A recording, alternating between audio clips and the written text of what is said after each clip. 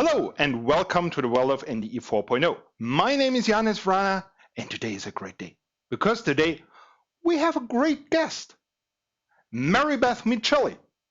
And today we have her for the second time. The first time we had her was for a presentation on COVID-19 immediate and lasting effects in the industry, in the NDT industry. And I will leave a link to that video right here. Now today, the two of us are getting together to kind of discuss about the topic on that presentation.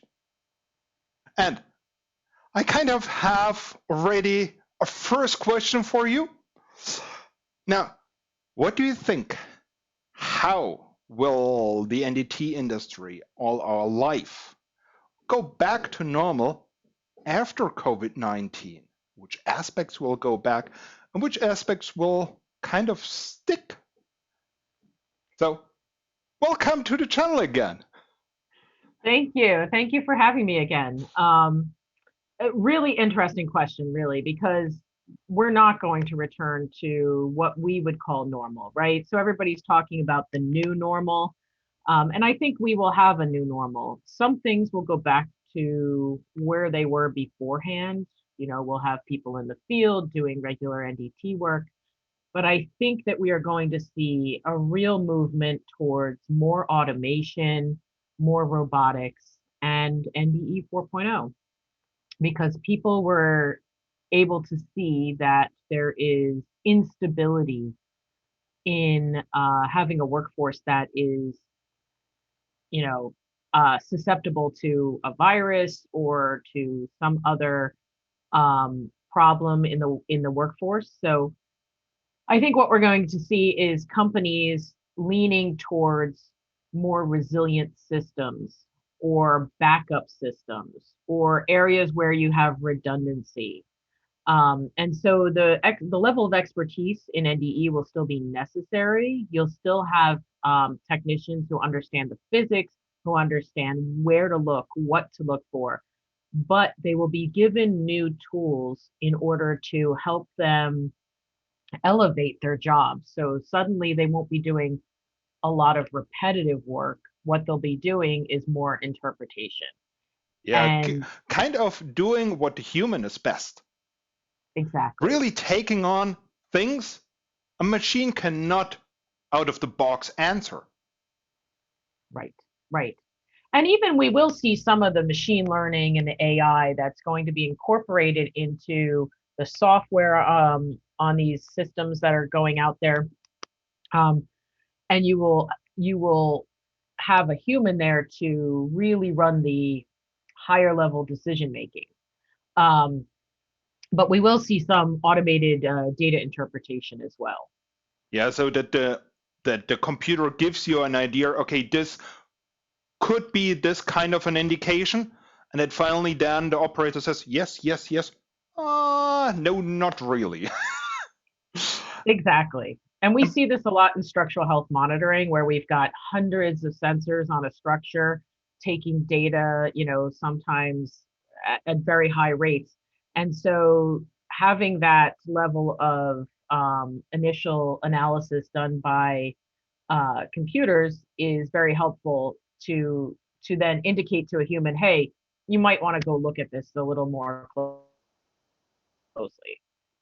Yeah, we can already kind of see that technologies which were already a little bit further in digitalization now have a benefit because now they can benefit from all the AI applications and all that, like structural health monitoring, computed tomography, but technology like ultrasonics with all its proprietary formats, I don't see a lot going on in that area.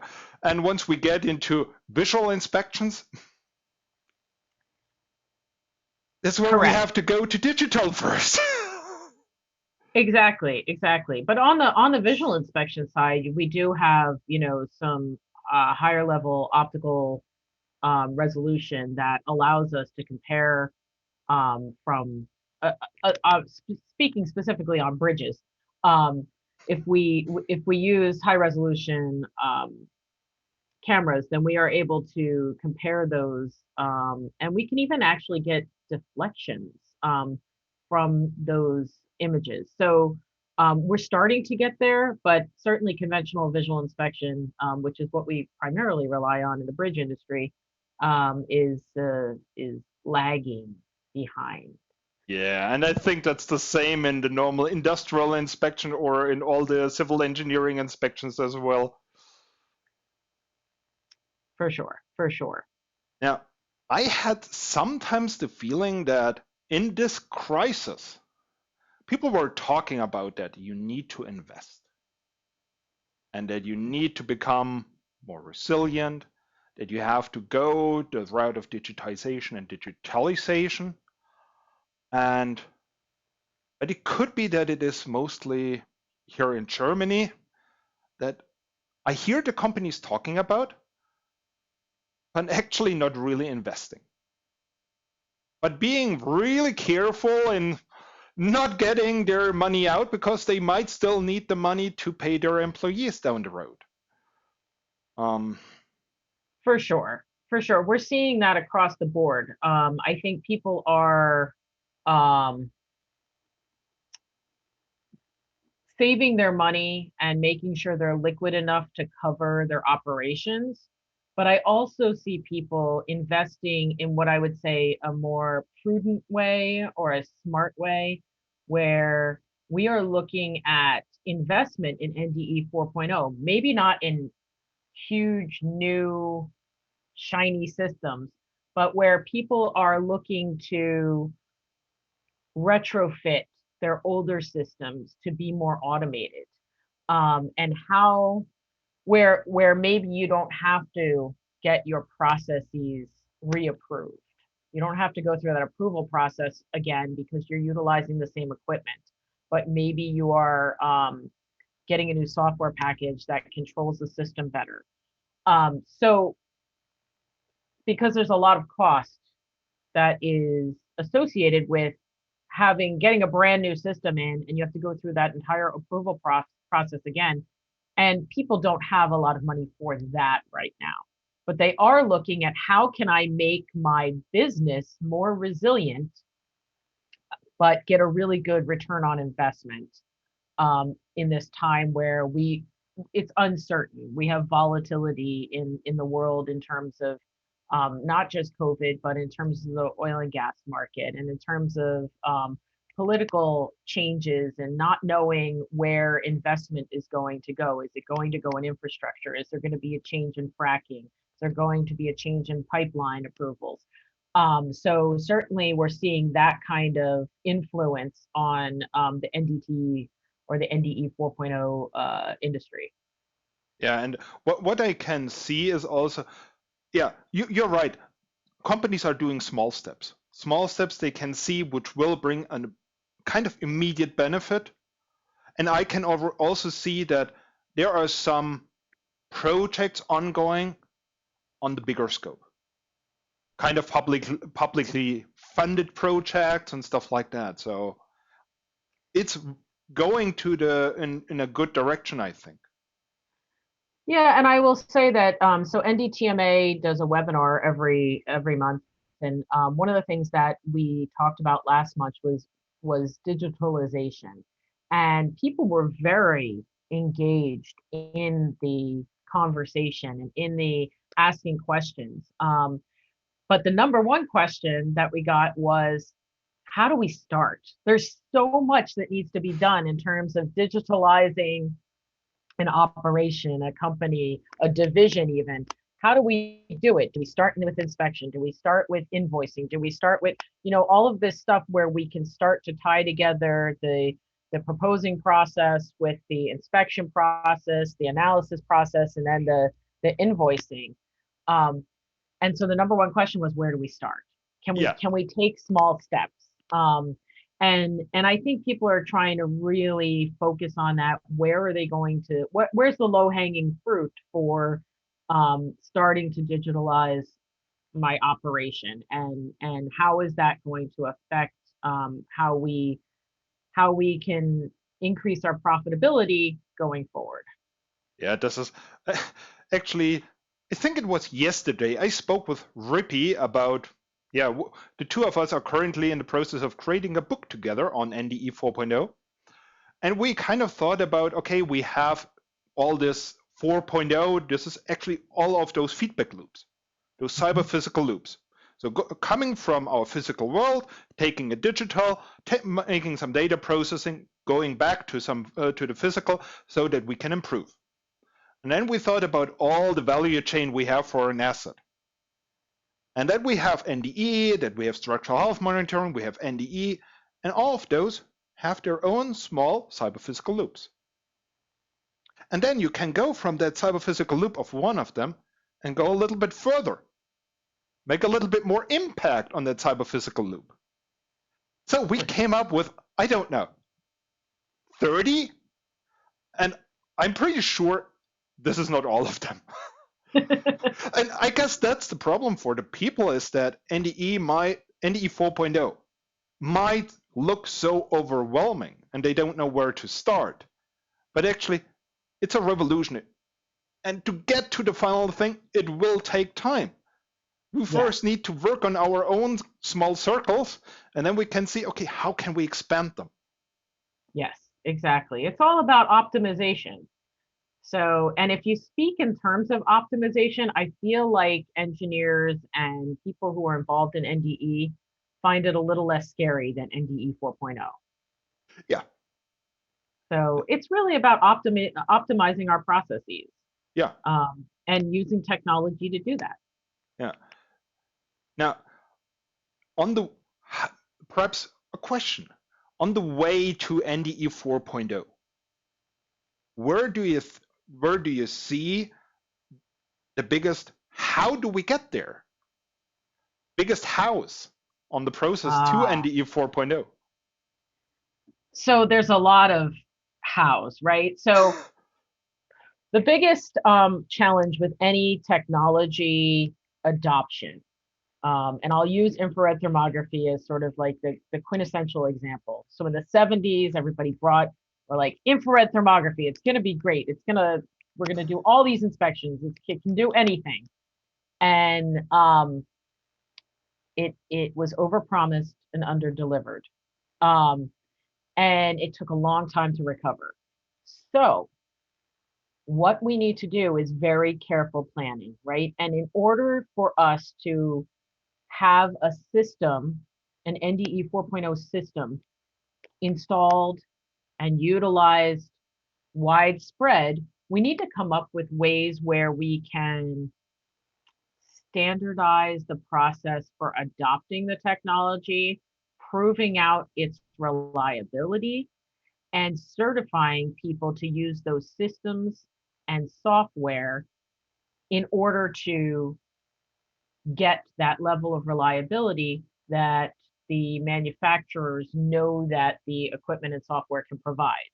And that's extremely important, because when you have people going out there and selling these systems, if they don't stress the fact that training and continual learning on these systems, as well as in the NDT realm, they have to go together and they have to be a continuous process, like that feedback loop.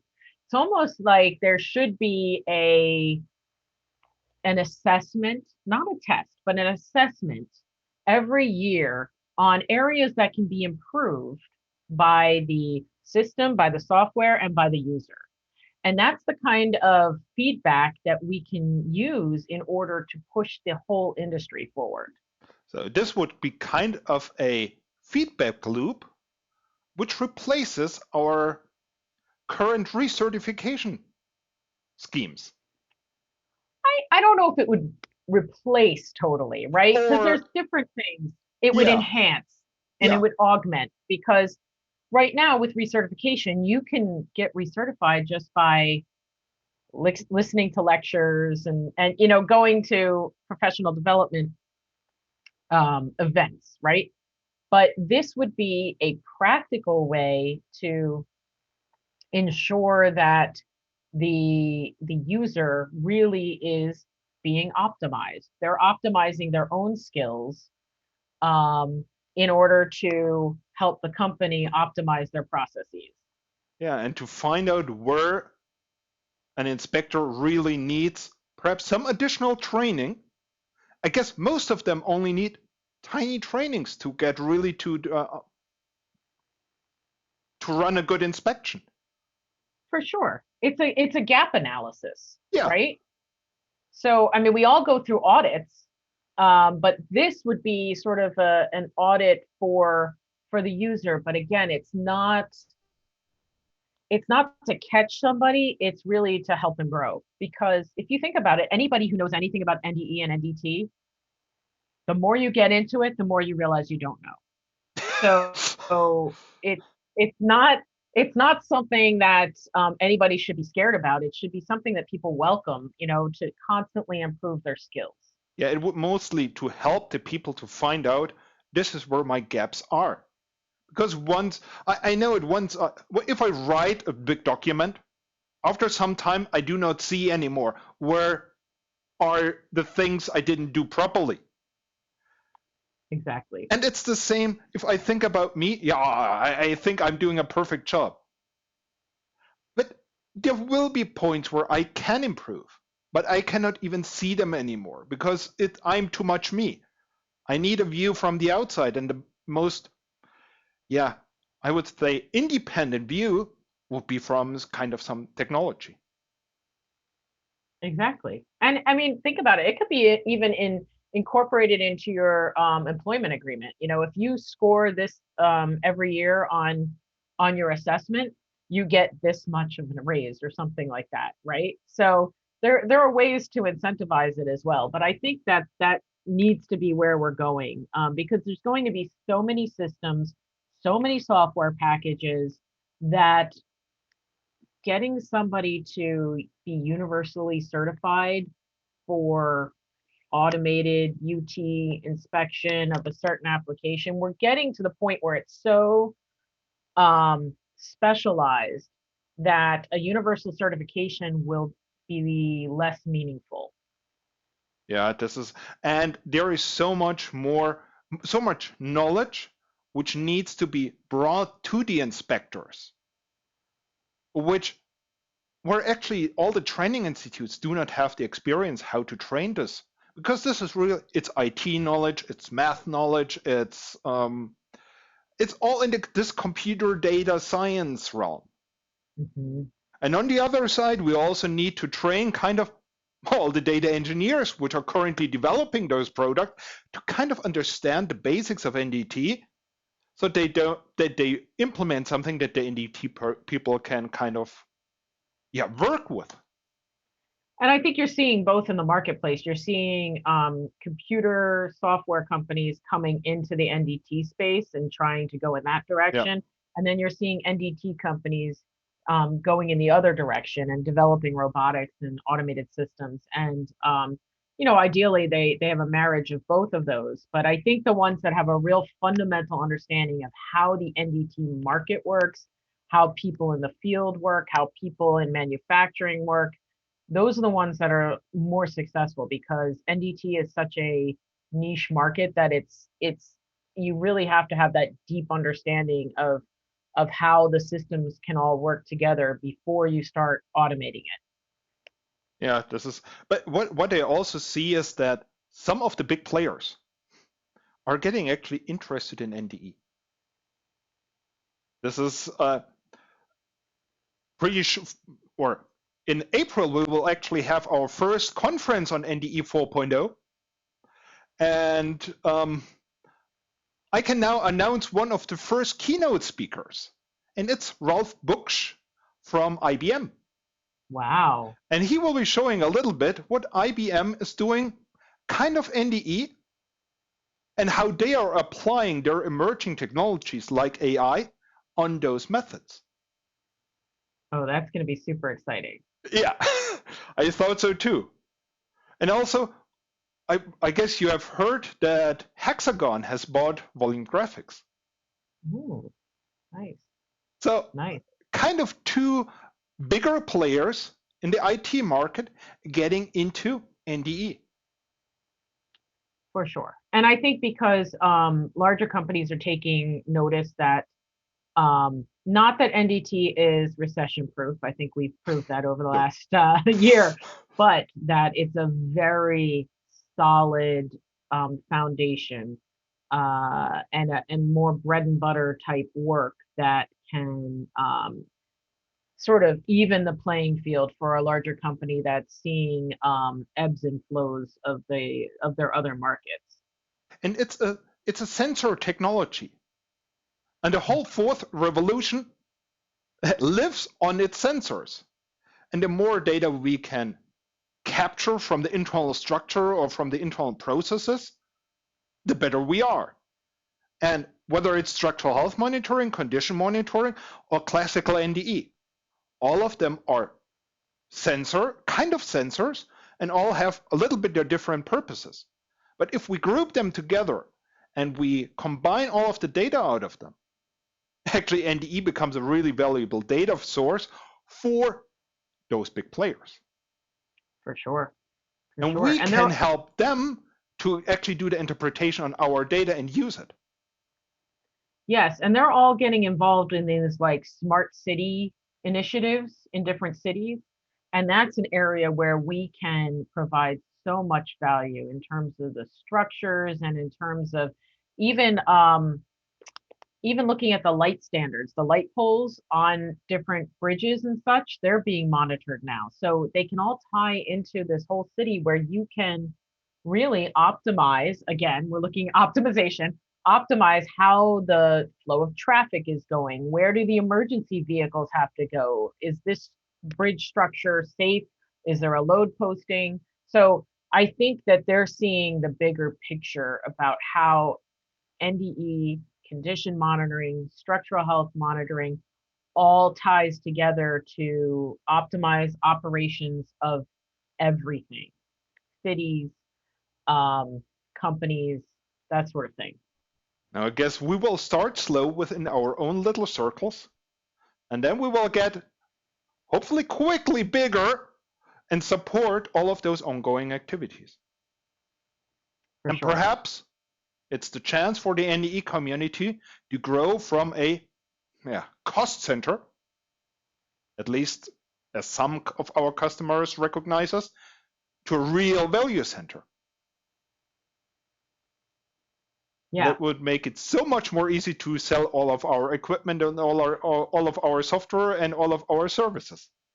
I think we just stop calling it NDT and quality control and just start calling it optimization. Yeah. We are kind of your ears, your nose, your eyes for the digital world to see actually what's going on.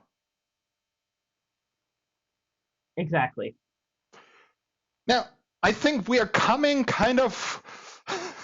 we are running a little bit long, like every time. As usual. But perhaps a last question. Now, as you are, I hope I am getting it correctly, president? No, of NDTMA? Executive director. Oh, executive director. Every organization has a different title for this position. It's kind of confusing. So, what do you think? How can NDTMA help NDE 4.0? Well, as I mentioned, our webinar last month was all about digitalization, which was really interesting and engaging for our audience. But this month, we are doing a joint panel discussion with Aerospace Testing magazine out of the UK and BINDT and ASNT, all about um, really testing, aerospace testing, NDT of composites, but there's a huge portion of NDE 4.0 really put into this panel discussion. And in fact, the representative for NDTMA is one of our member companies, UTech Scientific. And Dave Cito will be coming from them, and they really work on automated systems and NDE 4.0 They have software that really allows people to do those kinds of retrofits that we were talking about. So I think it's going to Yeah, be a and they very already did it interesting 20 years discussion. They ago. also have Roger Engelbart. Oh, Exactly. They've been doing it for a really long time. And then Roger Engelbart is going to be the AS&T representative, and he used to work with Boeing. So I think it'll be a really good perspective on from an owner side, from an academic side, from a manufacturer side. So I think it's going to be great, and it's these kind of conversations that will push the NDE 4.0 topic and acceptance forward to see really how I'm going to use it again, how it optimizes everybody's everybody's systems, processes, and really pushes us all forward. I think that's what we can do. We can only try to make people aware of the ongoing situation, explain what NDE 4.0 is about. And I think our opinion what NDE 4.0 is about will be changing the next 10, 20, 30 years. Normally, if I look back into those industrial revolutions, each of them took about 50 years from beginning to the end. We are still in the beginning, so we might see a lot of changes to what we believe NDE 4.0 is in the upcoming years. But currently, we can talk about what we currently think about it and how this develops. And it's great Exactly. to have NDTMA on board. For sure. We are ready to see how it's going to help companies moving forward. So Marybeth, thanks a lot for the second video. And we can already kind of announce a third video with Marybeth. Actually, we're with Marybeth and with Rippy. The two will talk together with me about the role of gender in NDE and NDE 4.0 and how it will change. So this is for me a really fantastic topic. So besides that, thanks once more. Thank Thanks you to for all having of me again. Oh yeah. Thanks to all of you for watching. Please give us a thumbs up. Please subscribe to the channel. See you soon. Thank you and bye.